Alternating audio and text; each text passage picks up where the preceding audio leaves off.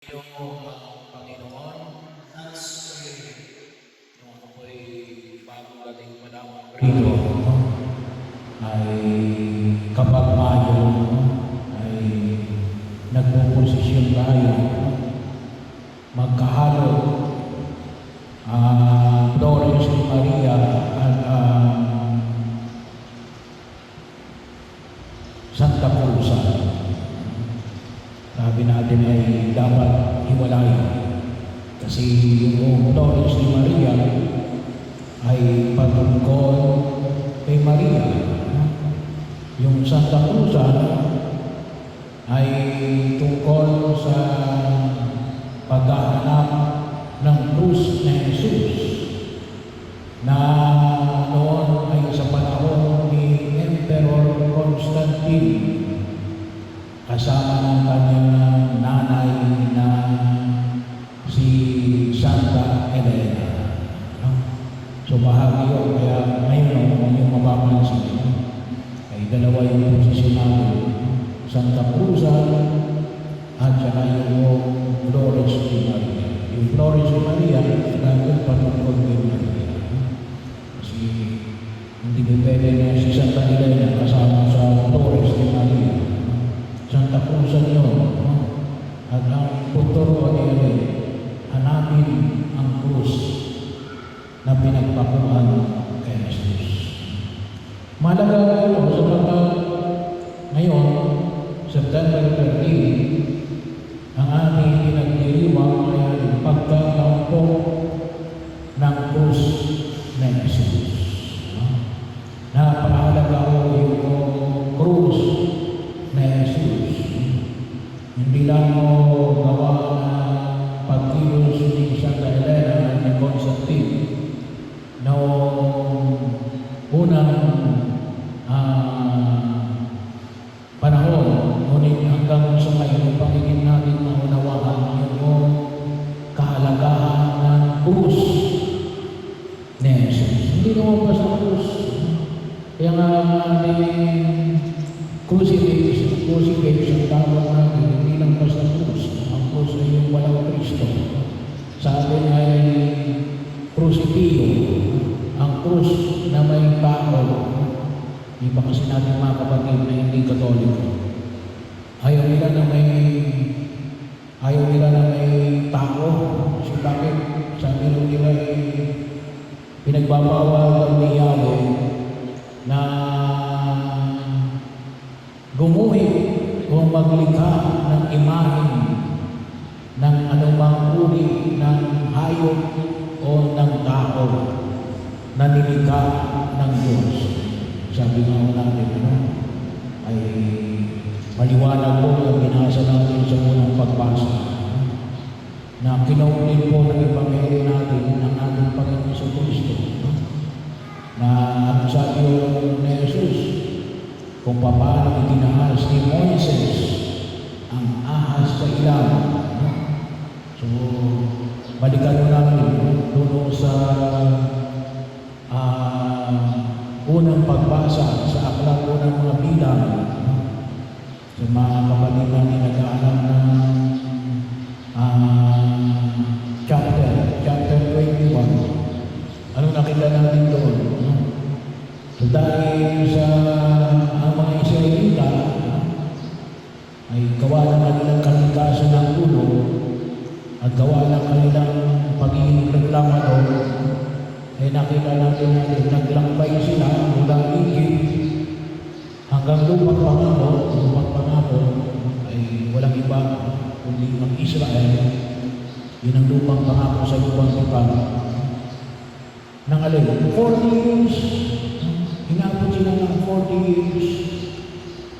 Ay bakit? Kasi ang titigas ng ulo, malaki na lamang nagreklamo. Pero wala sinasabi na walang mga madaluhan sa banal na kasulatan. Kung lalakarin nila mula Egypt hanggang sa Israel ngayong kapanahunan na ito, ay at inaanan yung kanilang pinagdaanan, ay aabot lang kayo ng 12 days.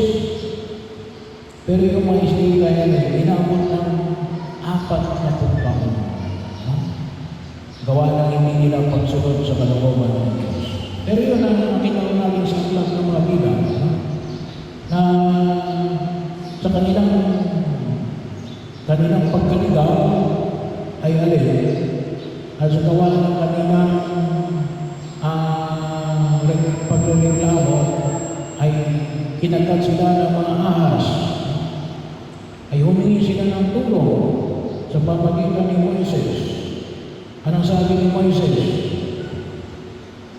Gumawa ka ng ahas na gawa sa bronze, gawa sa pila, gawa sa tanso, hindi pila, tanso, gawa sa tanso.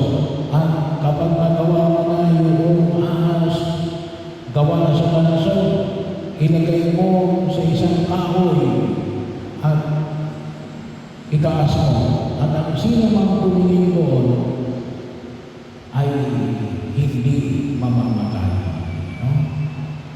So kaya yun din yung ipinahayag sa atin sa Ebanghelyo nung kausap ni Jesus si Nicodemo. Sino ba si Nicodemo? Isang tagasunod niya, pero isang Sanhedrin. No? Bahagi ko. Anong sabi ni Jesus kay Nicodemo? Walang bumaba sa langit nang hindi galing. Walang aakyat sa langit nang hindi mula sa langit. At ano sinabi niyo dito? Hanggang kung paano iginaas sa anak ng tao, ay kung paano iginaas ni Moises ang ahas sa ilan, ay ganun din itataas ang anak ng tao. At saan iginaas ang anak ng tao? Yan. No? Sa krus. Kaya bahagi yun, sa atin may tao, sa bakit? Kasi maliwanag na rin, hindi lang basta krus, ngunit ang krus na Jesus.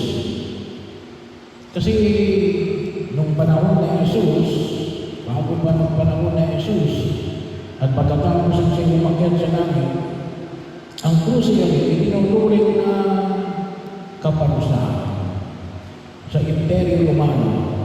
Hindi lang basta kaparusahan, ngunit na rin kamatayan, kaparusahan ng kamatayan. Diyan ipinapako yung alin, yung mga kriminal. Bahagi yun kung saan ay ang tao natin. Kaya pag sinabing basta krus lang natin, krus na Jesus ang itinatanggal natin. Ang krus na Jesus niya nga may imahe ng tao yan, ang Diyos na naging tao, na para makita natin na ito yung imahe ni Jesus. Sabi niya, bakit niya ay masasabi na ng si Jesus, may nakalagay, libre. No? Yan din po ay signal na kung saan makita natin. Kaya mahalaga yung inyong mga krus, may nakalagay na libre. Ano yung sabihin ng libre? Yesu Nazareno Rex Judorum. Jesus na taga-Nazaret, hari ng mga Hudyo. Yan ang paralang na ibinigay kay Jesus na siyang ipinalagay ni Pilato sa pinagpakuan ng ating Panginoong Hesus Kristo. Nakunto ko sa inyo, ay simbolo ng alin, hindi ng kamatayan, ngunit alin, ng kaligtasan. Kaligtasan bakit?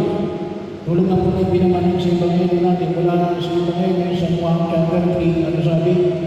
Dahil sa lubhang pag-ibig ng Ama, na ibinigay niya ang kanyang bugtong na anak upang ang sino man sumampalataya ay hindi mapahamak, kundi magkaroon ng buhay na walang hanggan. Yan ay simbolo ng pag-ibig ng Diyos na nag-alay ng kanyang sarili para sa kaligtasan natin lahat. Yung dugo na dumanak yan ay yung dugo na kung saan umahakos upang tayo ay magkamit ng kaligtasan at higit natin pakinabangan ang biyaya ng muling pagkabuhay. Bahagi yun natin sa pamagitan ng pagbibigay ng sarili. Kalimitan mo ng mga kasalanan ay alin, pagiging kasarili. Yung pagiging swapang, yung inaangkin ng lahat. Yan kalimitan nagsisimula yung kasalanan. Kung minsan makita natin, hindi natatapos. Pero para mapaglabanan natin ang kasalanan, tularan natin sa Jesus. Ano yung kinakailangan? Maging katulad tayo ni Jesus natin, nagbibigay ng sarili. Upang katulad niya ay higit natin pakinabangan ang kanyang pagliligtas. Ang dugo na dumanak sa kanyang krus na nagdulot ng kaligtasan at